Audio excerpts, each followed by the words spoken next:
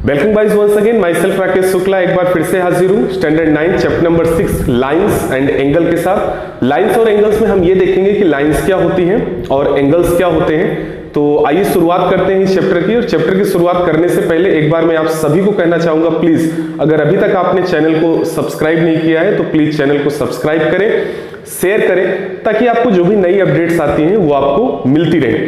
तो आइए शुरू करते हैं आज का सफर chapter number 6 lines and angle के साथ। सबसे पहले की पॉइंट्स पे नजर डालते हैं कि हम इस चैप्टर में एक्चुअल में सीखने क्या जा रहे हैं। तो इसमें हम सीखेंगे पॉइंट्स, लाइन सेगमेंट, रे, angle with its type, adjacent angle, linear pair of angles, vertically opposite angles and intersecting lines. तो ये क्या होती हैं, कैसे होती हैं, क्यों होती हैं, आइए इसके बारे में हम जानते हैं। तो सबसे फर्स्ट पॉइंट की शुरुआत करते हैं। सबसे पहला जो हमारा पॉइंट है, एकदम आसान सा चैप्टर है, आसानी के साथ आप जान पाएंगे। सबसे पहले हम बात करेंगे भाई कि पॉइंट क्या होता है। शुरुआत पॉइंट से होती है। चैप्टर नंबर 5 में थोड़ा सा आपने इसके बारे में पढ़ा हुआ है, बट यहां पे एक बार फिर से देखते हैं कि एक्चुअल में पॉइंट होता क्या है। तो अगर पॉइंट की बात करें तो पॉइंट की तो ऐसे देखिए, कोई नॉर्मली डेफिनेशन आप जैसे भी डिफाइन कर दो। पॉइंट क्या होता है, देखिए इसको ध्यान से देखना आप। As we put our marker, as I put my marker on this white board, जैसे मैंने अपना मार्कर इस व्हाइट बोर्ड पे ऐसे रखा, देखिए कहीं भी आप रख दो ऐसे ऐसे, तो ये देखिए एक इंप्रेशन बन जाती है इससे, ठीक है ना, कुछ इस तरीके से इंप्रेशन बन जाती है ना। This impression is called point. इसी इंप्रेशन को हम लोग क्या बोलते हैं, पॉइंट बोलते हैं। इसी मार्क को हम लोग क्या बोलते हैं, पॉइंट बोलते हैं। And it can be denoted with the help of any alphabetical letter, A to Z कुछ भी यूज कर लो आप क्या बोलेंगे उससे, दिस इज पॉइंट ए। क्या बोलेंगे इसको आप, दिस इज पॉइंट ए बोलेंगे आप इसे। यहां तक बात क्लियर हुई। तो कहने का मतलब ये कि point, when we put our marker, pencil और pen on a paper, it makes a marks, ये एक मार्क बनाता है, and that mark is called point. उसी मार्क को हम लोग पॉइंट बोलते हैं। It can be denoted with the help of any alphabetical letter, जैसा कि मैंने आपको बताया। It is indivisible. पॉइंट कैसा होता है, इंडिविजिबल होता है। इट हैज नो डायमेंशन, इसकी कोई डायमेंशन नहीं होती, ठीक है ना। तो पॉइंट क्या होता है, पॉइंट इंडिविजिबल होता है, यानी कि आप इसको आप डिवाइड नहीं कर सकते। And has no dimension, and has no dimension, यानी कि इसकी हम कोई डायमेंशन कंसीडर नहीं करते। ना तो इसमें लेंथ होती है, ना ब्रेड्थ होती है, ना इसमें हाइट होती है, नथिंग इज देयर। समझ आ गया ना। चलिए, तो ये तो बात खैर पॉइंट की थी, ठीक है ना। अब आगे चलते हैं, नेक्स्ट पॉइंट पे आते हैं, और अगला हमारा है क्या है, लाइन। देखिए लाइन क्या होती है। देखिए चैप्टर का नाम ही है लाइंस, तो लाइन क्या होती है। तो लाइन आपको सबको पता ही होगा, फिर भी यहां पे देख लो आप। अगर मैं ऐसे ड्रॉ कर दूं तो ये क्या है, लाइन है, लाइन ही तो बोलते हो ना आप। और अगर लाइंस बोला जाए तो it means more than one lines, so many lines are there, तो उसको लाइंस बोल दोगे, सिंगल है तो लाइन बोलोगे। एनीवे, यहां पे हम लोग बात कर रहे हैं लाइन की। एक्चुअल में किसकी बात कर रहे हैं हम लोग, लाइन की। ध्यान से सुनना, एकदम आसान सी बात है। तो लाइन की अगर हम लोग बात करें तो लाइन क्या होती है, when so many points are collected together they forms a line। यानी कि जब कई सारे पॉइंट्स एक साथ मिल जाते हैं तो वो क्या बना देते हैं, एक line. Means by joining so many points, ऐसे भी आप बोल सकते हैं, by joining so many points together forms a line, makes a line, एक लाइन बनाएगी। कैसे, देखिए ऐसे ऐसे ऐसे ऐसे ऐसे so many points are there, ठीक है ना। ऐसे पॉइंट्स कई सारे हो जाए, इन सारे पॉइंट्स को आप आपस में ऐसे मिला दो तो एक लाइन बन गई कि नहीं बन गई। It means collection of points, ठीक है ना, collection of points, set of points, ठीक है ना। क्या बनाता है, लाइन बनाता है, कुछ इस तरीके से। यहां तक बात समझ में आ गई। अच्छा, अब लाइन एक्चुअल में क्या होता है, देखिए it is collection of points, यानी कि ये क्या होता है, it is collection of points. First point है। सेकंड पॉइंट इसमें आएगा, that means it has no breadth, it has no breadth. अच्छा, लाइन के अंदर एक चीज और भी कंसीडर की जाती है कि इसमें कोई ब्रेड्थ नहीं होती, यानी कि इसमें लेंथ तो होती है बट ब्रेड्थ नाम की कोई चीज नहीं होती इसके अंदर, जो कि आपको दिख भी रही होगी। भाई पेंसिल से जब आप लाइन ड्रॉ करते हो कितनी एकदम पतली सी होती है, ठीक है ना, तो लेंथ को कंसीडर करेंगे बट ब्रेड्थ को हम लोग कहीं से भी कंसीडर नहीं करने वाले। अच्छा, इसके बाद में नेक्स्ट पॉइंट इसके अंदर क्या आता है, नेक्स्ट पॉइंट आता है a line has two arrowheads, it has two arrowheads, ठीक है ना, it has two arrowheads and can be extended for infinite length in both the direction, in both the directions। Line क्या होती है, देखिए इसमें ये ऐसे एक लाइन में टू एरो हेड्स होते हैं, ये देखिए कुछ इस तरीके से। अब आप इसको कंप्लीट लाइन बोलेंगे, ठीक है ना। And it can be extended, यानी कि ये जो एरो हेड्स क्या दिखा रहे हैं, it can be extended for infinite length, यानी आप जिसको जितना चाहो उतना एक्सटेंड कर सकते हो, नो प्रॉब्लम, कोई दिक्कत नहीं है। फॉर एंडलेस लेंथ या इनफाइनाइट लेंथ, इनफाइनाइट लेंथ के लिए या फिर एंडलेस लेंथ के लिए आप यू कैन एक्सटेंड देम, जितनी जरूरत हो उतना आप इसको एक्सटेंड कर सकते हो। यहां तक बात समझ में आ गई। इसका मतलब ये हुआ कि अगर कोई आपसे, देखिए यहां पे मैंने क्या बोला, इट हैज नो ब्रेड्थ, यानी कि इसमें कोई ब्रेड्थ तो नहीं होती, बट अगर कोई लेंथ की बात करें पर्टिकुलर लाइन में, तो लाइन की लेंथ कितनी होती है, एंडलेस होती है, एंडलेस लेंथ होती है। अब देखिए इसमें आगे देखिए नेक्स्ट पॉइंट अभी आप देखेंगे लाइन सेगमेंट, तो आपको थोड़ा सा ही क्लियर हो जाएगा, ठीक है ना। देखिए कैसे, अगर मैं एट द सेम टाइम अगर मैं लाइन सेगमेंट की बात करूं, किसकी बात करूं मैं, लाइन सेगमेंट की बात करूं, तो लाइन सेगमेंट की अगर मैं बात कर लूं, देखिए यहां पे मैं लिख दे रहा हूं लाइन सेगमेंट। तो लाइन सेगमेंट में देखिए क्या होता है, लाइन सेगमेंट में यहां पे फर्स्ट पॉइंट आएगा, it has finite length, it has finite length, यानी कि एक जो लाइन सेगमेंट होता है इसकी लेंथ कैसी होती है, फाइनाइट होती है, फिक्स होती है, निश्चित होती है, ठीक है ना।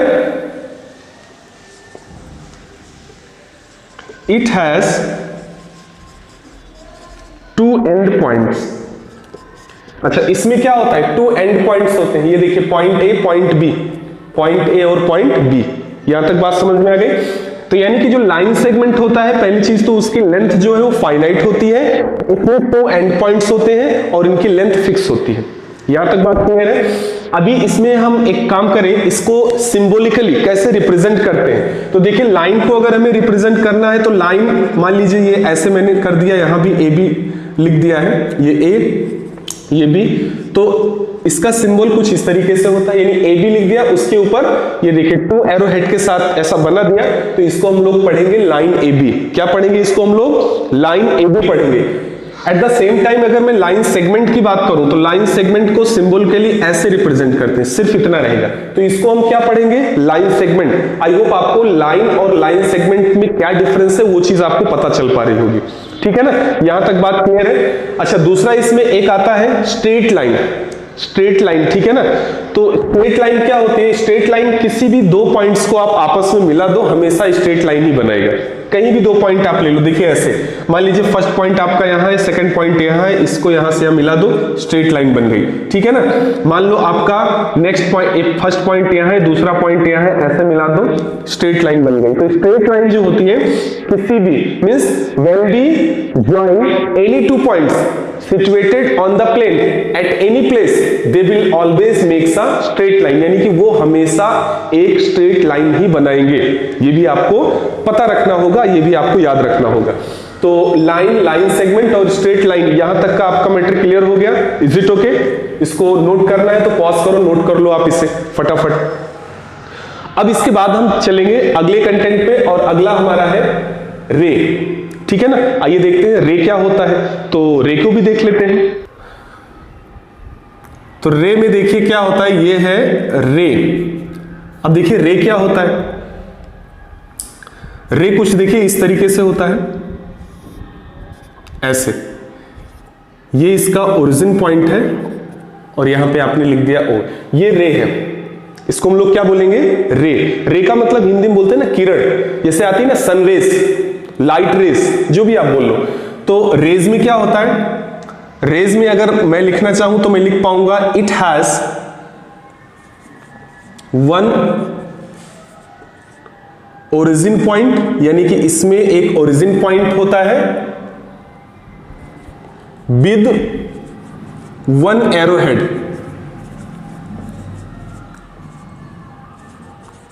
With one arrow head.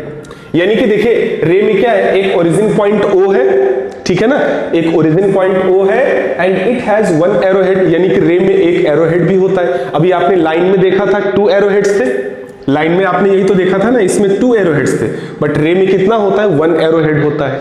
अच्छा, नेक्स्ट पॉइंट अगर मैं इसमें लिखना चाहूं तो यहां पे लिखेंगे हम कि it can be extended, it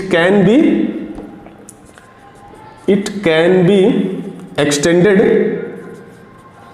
only in one direction, only in one direction for endless length, for endless length. यानी कि रे की अगर हम लोग बात करें तो ये सिर्फ और सिर्फ एक डायरेक्शन में एक्सटेंड कर सकता है। देखिए इधर तो जाएगा नहीं, इधर तो जाएगा नहीं, इधर तो जाएगा नहीं, यानी कि अप डाउन लेफ्ट नहीं जाएगा, सिर्फ ये एक ही डायरेक्शन में जा सकता है। समझ में आ रही बात आपको?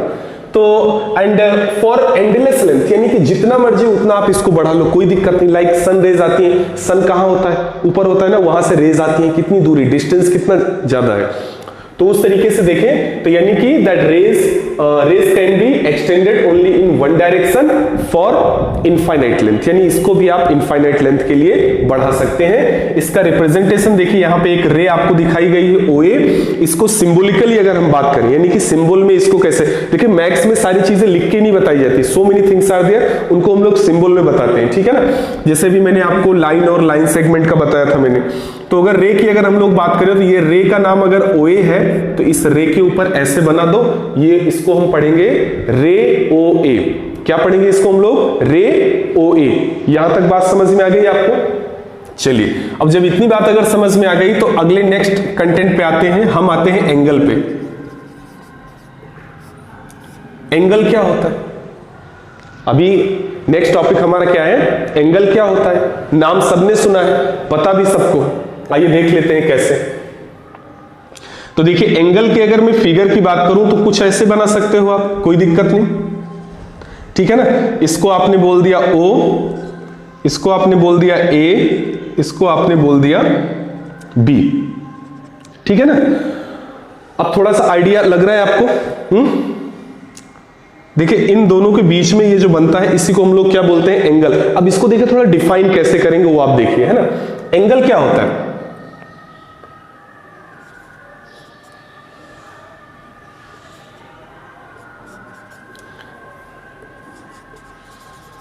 It's made up of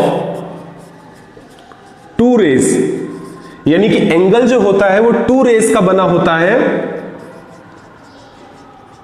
with common origin, with common origin. यानी कि एंगल जो है वो एक ऐसी शेप होती है जो कि 2 रेज से मिलकर बनती है। फर्स्ट थिंग, 2 रेज मिलेंगी तो ही बनेगा, आई मीन 2 रेज से, और उनका जो ओरिजिन होता है वो कॉमन होता है। ओरिजिन क्या होता है? कॉमन होता है। ये देखिए इन दोनों का ओरिजिन कॉमन है कि नहीं है, और 2 raise are there. First ray क्या है? OA, सेकंड रे क्या है? OB, बराबर। इसको हम लोग क्या बोलते हैं? ये जो OA है, तो एंगल के हिसाब से अगर देखें तो इसको हम बोलते हैं आर्म, इसको हम बोलेंगे आर्म ऑफ एंगल। ये क्या है? Arm of angle. ये भी आपका क्या है? Arm of angle. इसको हम लोग आर्म ऑफ एंगल बोलते हैं। ये जो O है ना, O, इसको हम लोग क्या बोलते हैं? इसको हम लोग बोलेंगे ओरिजिन। क्या बोलेंगे? इसको ओरिजिन बोलते हैं। अच्छा, ओरिजिन ना बोल करके इसको थोड़ा एक कॉमन वर्ड जो हम लोग एंगल के बिहाफ पे यूज करते हैं, इसको हम लोग बोल देते हैं वर्टेक्स। क्या बोलते हैं इसको? हम लोग वर्टेक्स बोलते हैं, ठीक है ना। यहां तक बात समझ में आ गई एंगल वाला फंड। तो अभी हम अगर टाइप्स ऑफ एंगल्स की अगर बात करते हैं तो टाइप्स ऑफ एंगल्स में देखिए एंगल कितने टाइप का होता है। फर्स्ट आपका होता है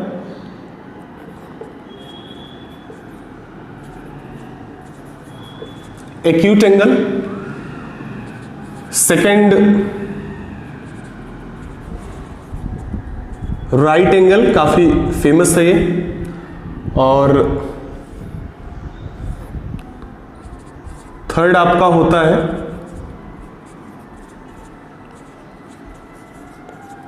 ऑब्ट्यूस एंगल।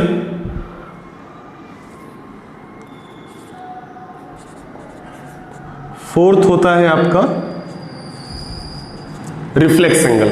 ठीक है ना, तो ये मेनली अभी यहां पे देखिए 4 टाइप के एंगल्स आपको बताए गए। फर्स्ट आपका आता है acute, right, obtuse and reflex angle. अब ये क्या होते हैं, आइए इसको देखते हैं।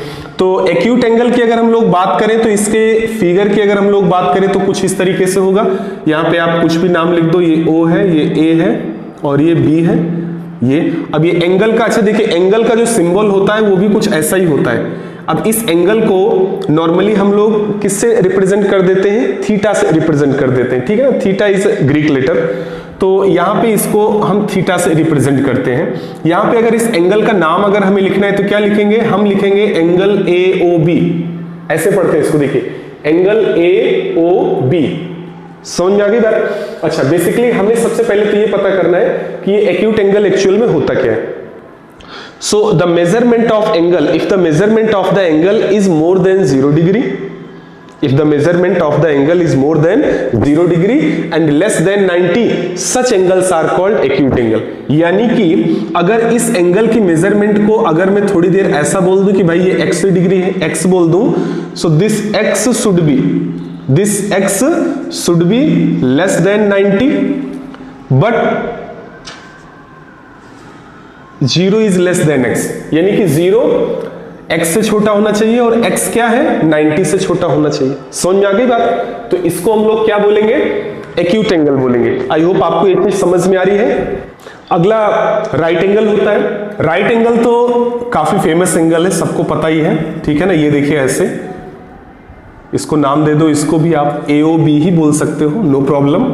तो ये 90 डिग्री का एंगल होता है, इसको भी हम लोग पढ़ लेंगे। अच्छा, नोमिनेशन अगर आप चेंज करना चाहो तो कर सकते हो अपने हिसाब से। ठीक है ना, अगर मैं XY लिख देता हूं और इस एंगल को मैंने क्या बोल दिया, Y बोल दिया। ठीक है ना, तो यानी कि ये क्या हो जाएगा, एंगल XOY, इसको हम क्या पढ़ेंगे, angle XOY is equal to Y लिखा है तो Y डिग्री।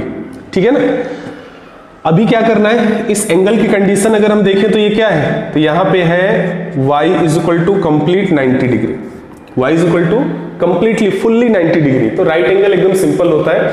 अच्छा, ऑब्ट्यूस एंगल की अगर हम लोग बात करें तो ऑब्ट्यूस एंगल आपका कुछ इस तरीके से होता है। ये देखिए, मैं अगर यहाँ पे A लिख दूं, यहाँ B लिख दूं, यहाँ C लिख दूं और इस एंगल को Z बोल दूं, ठीक है ना, तो इसकी जो कंडीशन, पहले तो इस एंगल का नाम देखिए क्या होगा, ABC।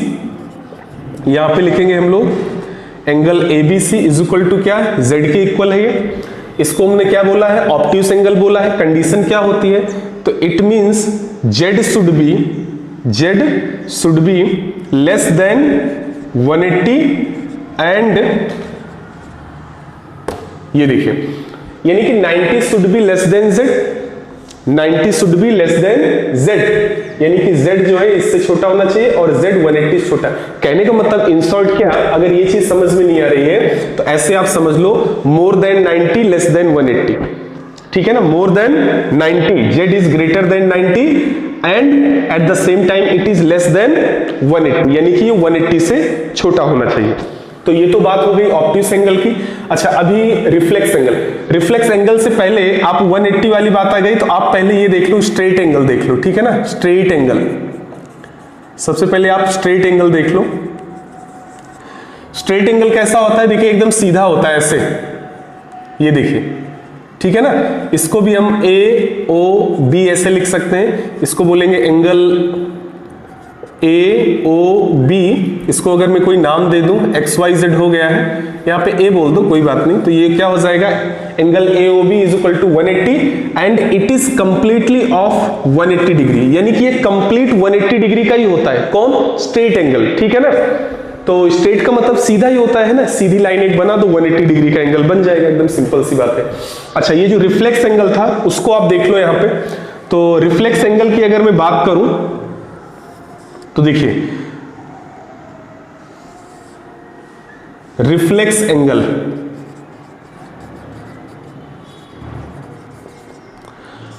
रिफ्लेक्स एंगल देखिए कुछ इस तरीके से बनता है,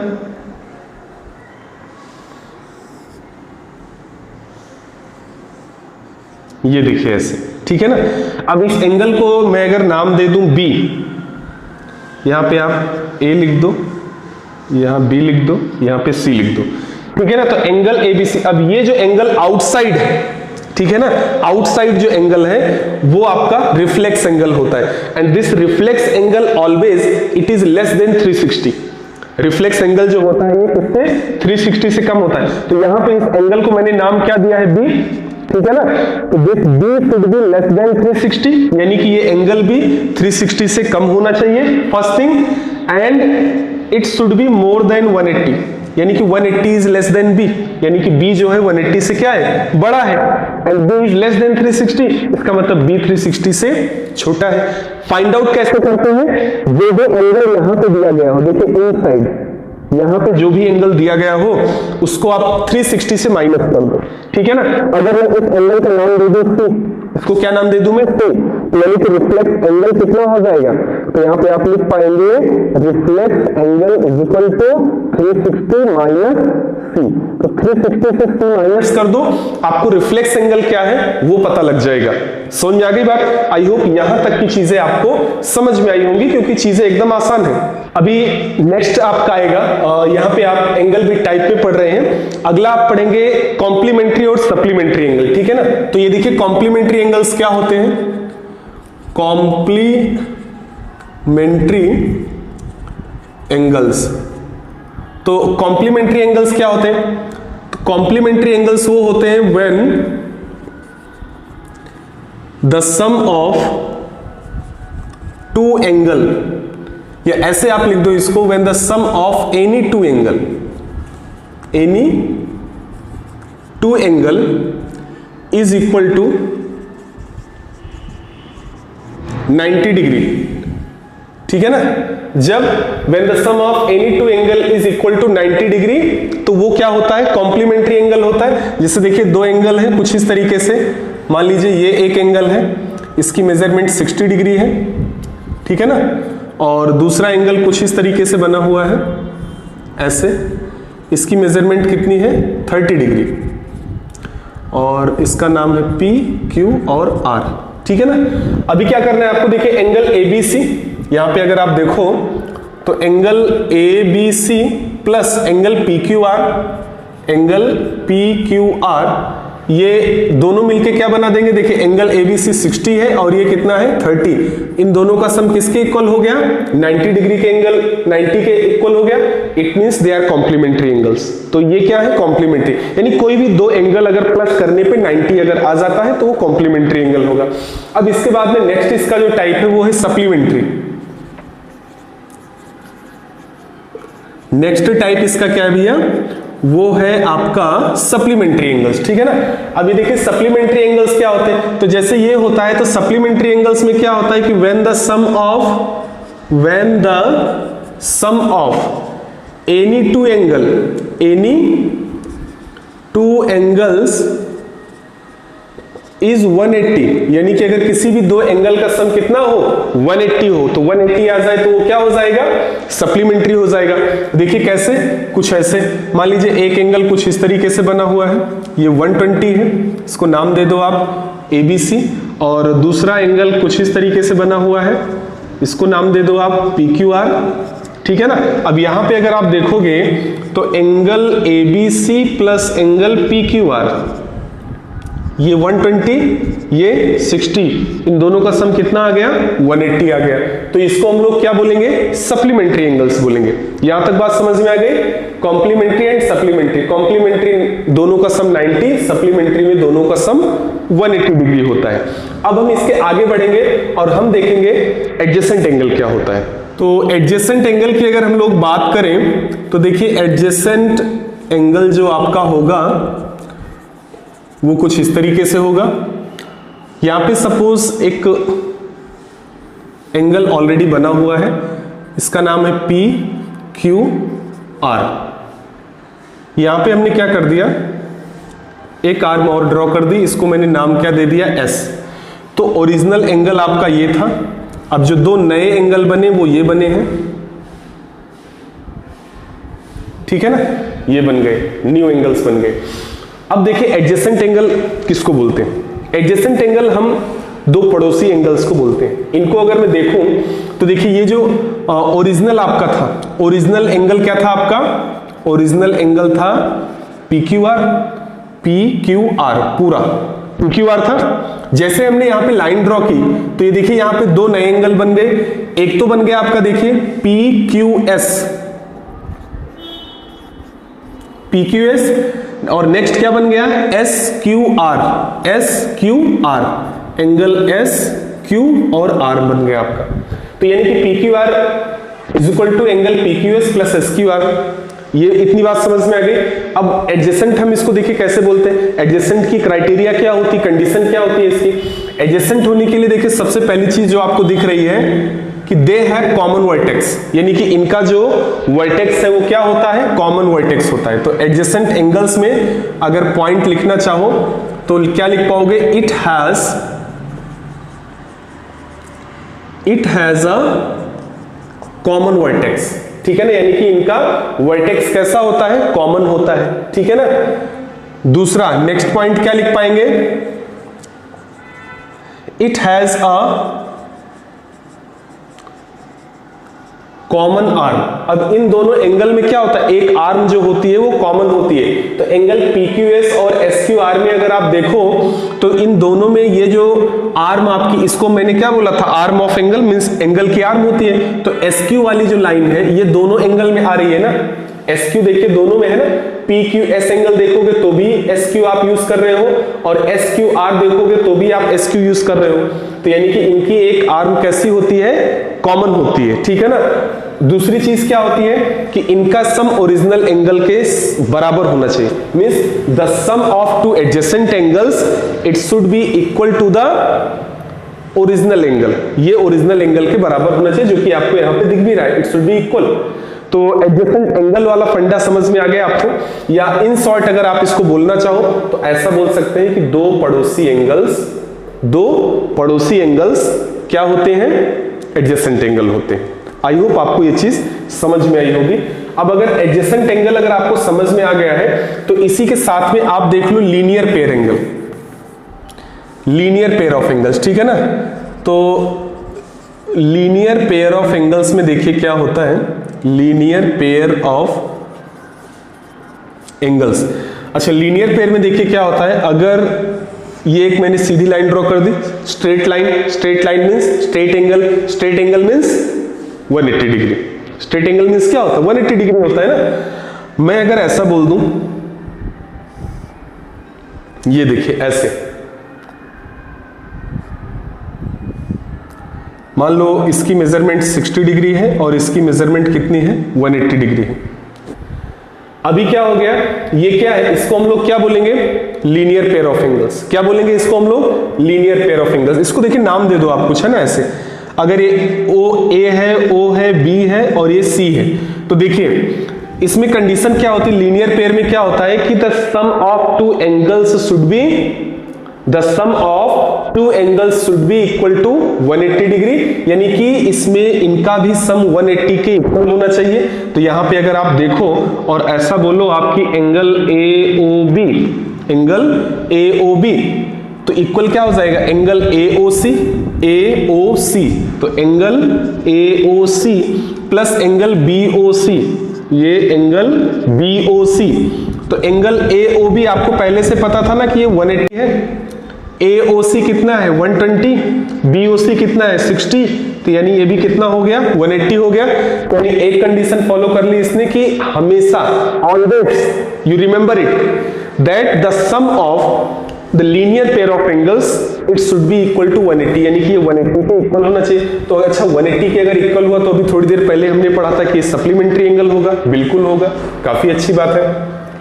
तो यानी कि ये जो एंगल AOC एंड BOC है तो ये दोनों क्या है? लीनियर पेयर ऑफ एंगल्स है, लीनियर एंगल्स है या लीनियर पेयर ऑफ एंगल्स है। दूसरा और उसके साथ में क्या है? सप्लीमेंट्री एंगल्स है, सप्लीमेंट्री एंगल्स है। दूसरा और भी क्या है? दूसरा ये एडजेसेंट एंगल्स है। बिल्कुल है, एडजेसेंट एंगल्स भी है, वो भी आपको दिख रहा है। क्योंकि एडजेसेंट एंगल में आपने क्या बोला है? कंडीशन अभी देखिए यहां पे क्या बताइए?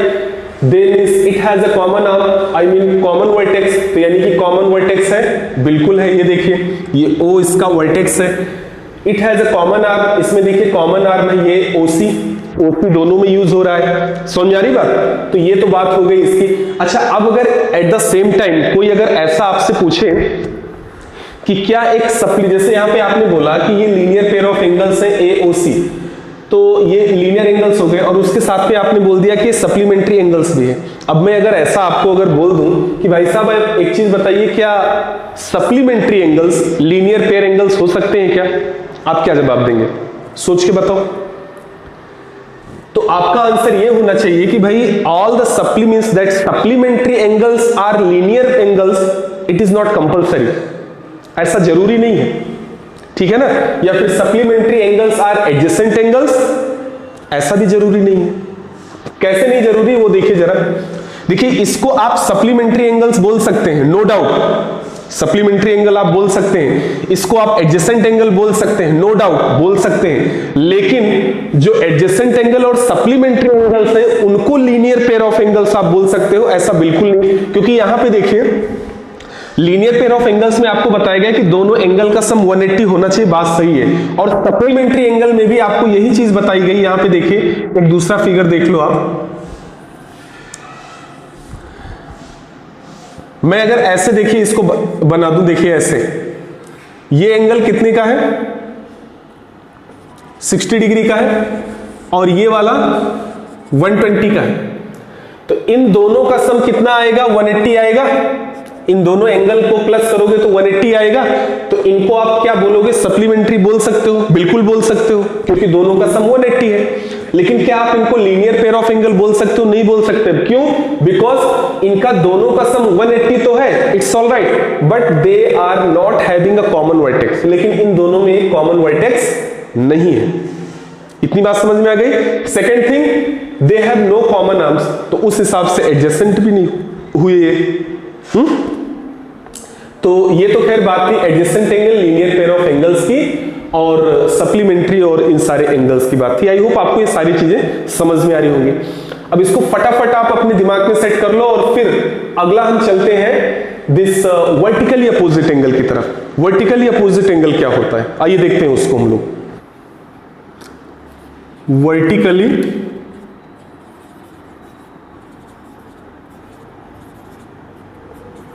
अपोजिट एंगल्स, तो आइए देखते हैं कि भाई ये वर्टिकली अपोजिट एंगल क्या होते हैं और कैसे बनते हैं, ठीक है ना। तो वर्टिकली अपोजिट एंगल्स को अगर आप ध्यान से देखने की कोशिश करो तो ये कुछ इस तरीके से देखे बनेंगे, ठीक है ना। इसको आप नाम दे दो कुछ, यहां पे ये आपकी हो गई लाइन AB, और इसको आपने नाम दे दिया CD, and they are intersecting to each other at point O, यानी कि ये पॉइंट O पर एक दूसरे को इंटरसेक्ट कर रही है। तो डेफिनेशन क्या बन जाएगी इसकी वर्टिकली अपोजिट एंगल्स की? ये बनेगी when two lines intersect each other at a point, they forms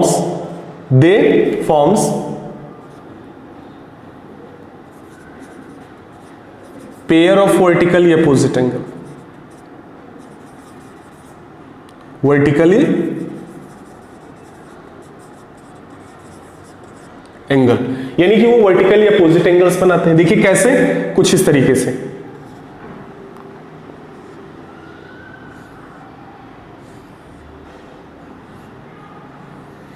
ऐसे, तो यानी कि यहां से अब देखिए इस एंगल का अपोजिट एंगल ये होगा और इसका अपोजिट ये होगा, and both will be equal. दोनों एंगल क्या होंगे? आपस में इक्वल होंगे, ठीक है ना। तो इस तरीके से from figure we can write as angle AOC is equal to angle BOD। Angle AOC is equal to angle BOD हो गया, और इधर देखिए angle AOD is equal to angle BOC। ये क्या हो जाएगा? Angle BOC। So these are what? These are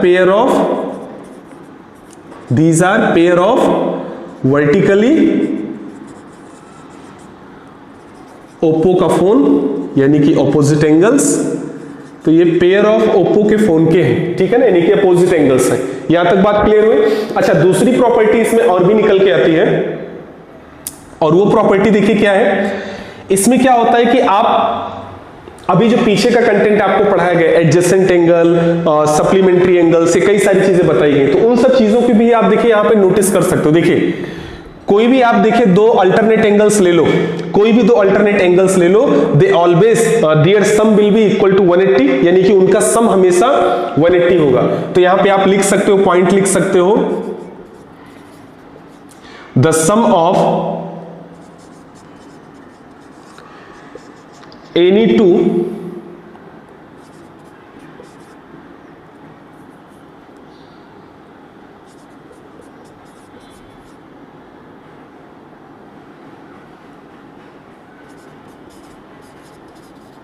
alternate pair of angle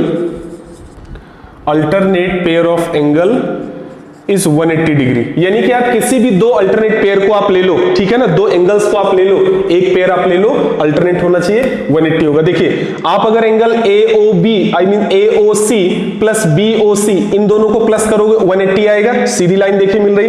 इन दोनों को अगर आप लेते हो तो भी देखिए आपको देखिए BOC और BOD इन दोनों को प्लस करोगे तो 180 आएगा, सीधी लाइन मिलती है, straight line means 180 degree.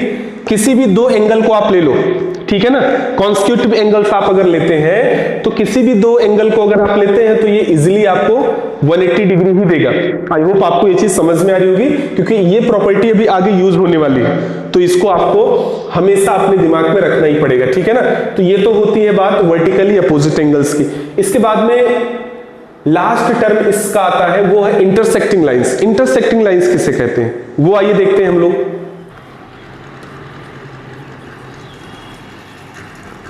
Intersecting lines, तो इंटरसेक्टिंग लाइंस का वैसे नाम तो अभी मैंने लिया था।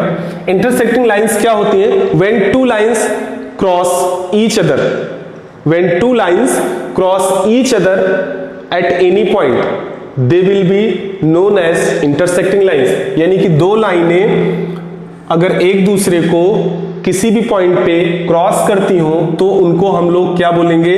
इंटरसेक्टिंग लाइंस बोलेंगे, जैसा भी मैंने वर्टिकली अपोजिट एंगल्स में आपको दिखाया था, ठीक है ना। तो इन लाइंस को हम लोग क्या बोलेंगे? Intersecting lines. इसको आप नाम दे दो आप कुछ भी, AB और ये क्या हो गया? CD हो गया।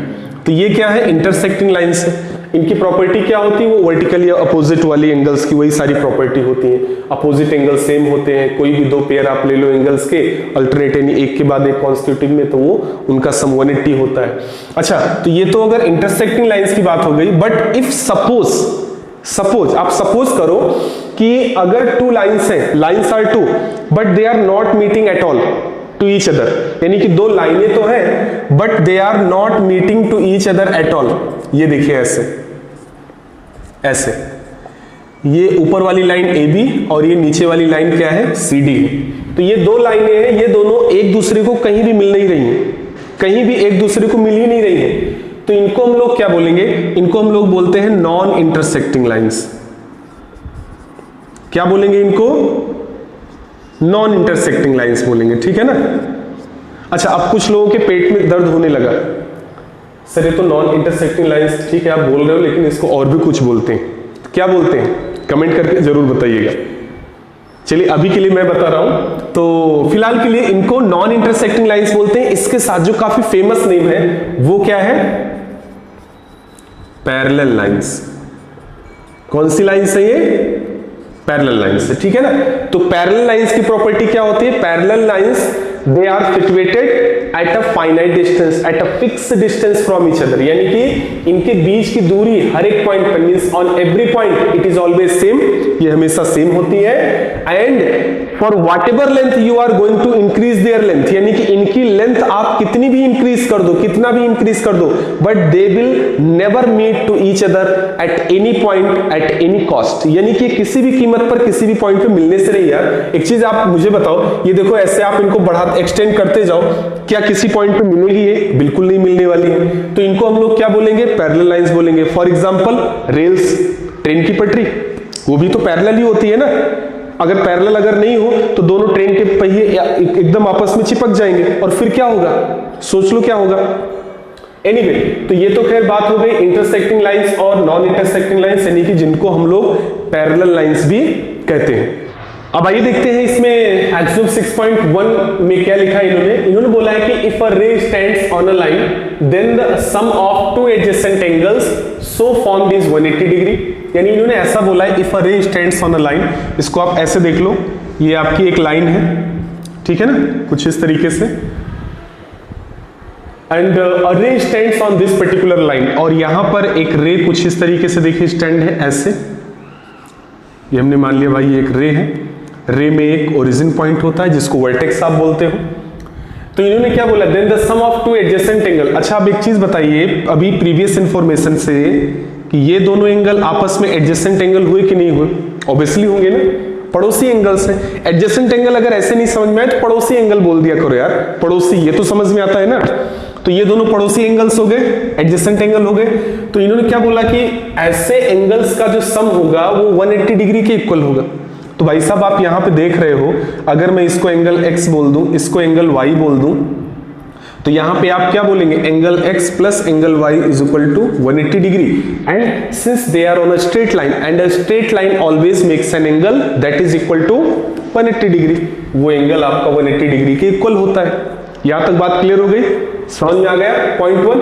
अब देखिए 6.2 पे आप आ जाओ। देखिए 6.2 में इन्होंने क्या बोला है, कह रहे हैं कि if sum of two adjacent angle is 180 degree. अच्छा इन्होंने क्या किया, इसमें बेवकूफ बनाया आपको। कैसे बनाया, सिर्फ जो ऊपर का पॉइंट 1 है उसी को रिवर्स करके लिख दिया है। कैसे लिखा है, if the sum of two adjacent angle is 180 degree, यानी कि दो एडजेसेंट एंगल है। अब वो दो एडजेसेंट एंगल मान लिए हमने, ये है, इसी फिगर में आप देख लो, तो ये x और y है, इज 180 डिग्री, और इन दोनों का सम भाई 180 डिग्री है। चलिए ये भी बात सही है। Then the non common arms of the angle form a line. अब इसमें देखिए इन दोनों में देखिए तो ये जो आपकी रे है, आई मीन ये जो आर्म है आपकी, ये क्या है, कॉमन है ना दोनों एंगल के लिए। आप एंगल x के लिए भी आप इसको यूज कर रहे हो और एंगल y के लिए भी इसको आप यूज कर रहे हो, ठीक है ना। तो बट इन्होंने क्या बोला, नॉन कॉमन आर्म्स। तो नॉन कॉमन आर्म्स अगर मैं इसको नाम से अगर बोल दूं ऐसे, ये ए ओ बी और ये सी, तो तो नॉन कॉमन आर्म्स कौन सी हो गई, ए ओ एंड ओ बी।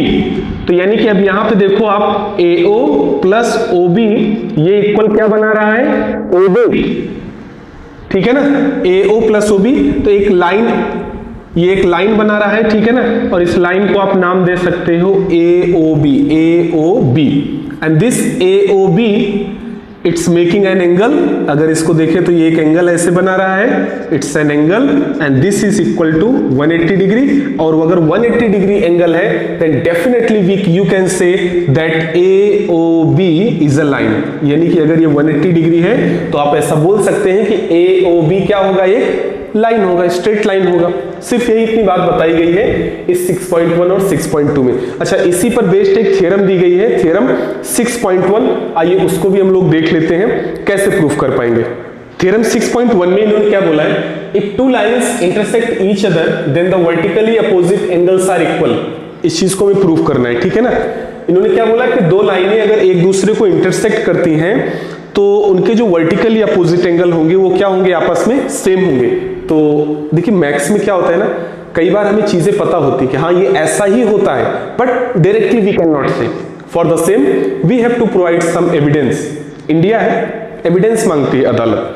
तो यहां पे आज की अदालत थ्योरम 6.1 आपसे प्रूफ मांगती है कि जब दो लाइनें एक दूसरे को इंटरसेक्ट करें तो उनके जो वर्टिकली अपोजिट एंगल्स होंगे वो सेम होंगे। आइए शुरुआत करते हैं। यहां पे क्या लिखेंगे, सबसे पहले लिखेंगे प्रूफ, यानी कि जो प्रूफ आप जमा कराएंगे वो क्या होगा, तो जैसा कि यहां पे बताया गया है।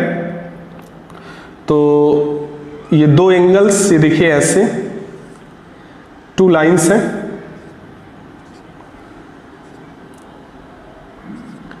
इनको मैंने बोल दिया, नाम दे दो इनको ए बी और इसको आप नाम दे दो सी डी।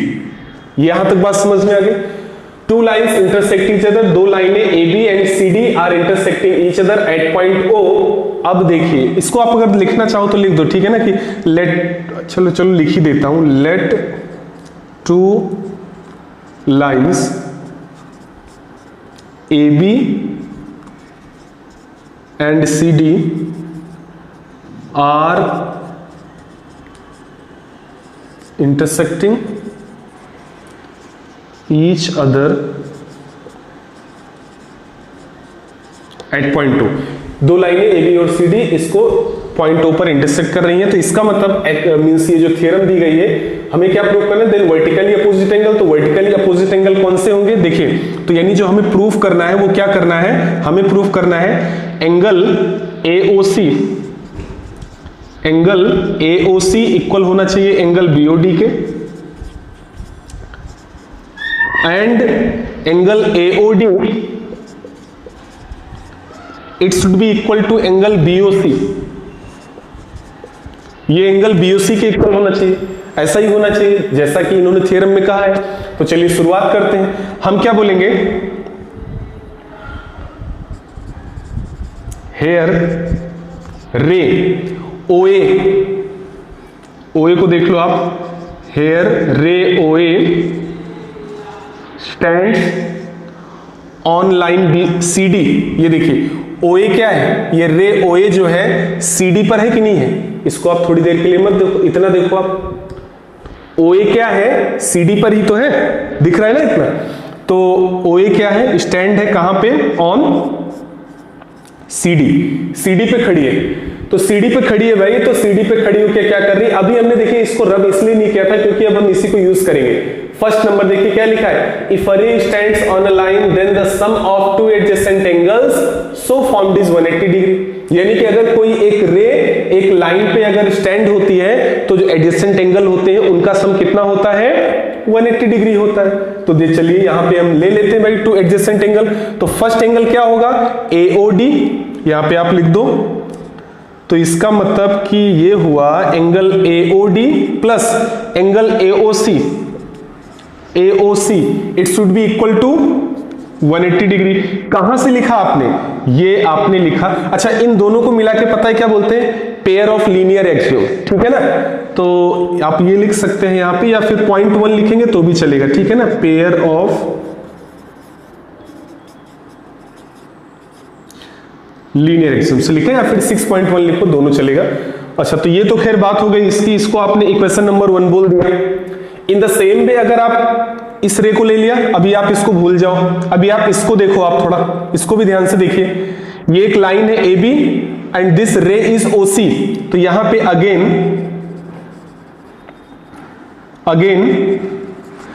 रे OC, यानी कि ये जो OC है, OC स्टैंड्स ऑन, ये देखिए OC किस पे खड़ी है, AB पे है ना, AB पे स्टैंड है ना, ऑन लाइन AB, ये लाइन AB पे है। तो इसका मतलब इनके दोनों एडजेसेंट एंगल का भी सम 180 होगा। It means AOC, you can write here AOC plus BOC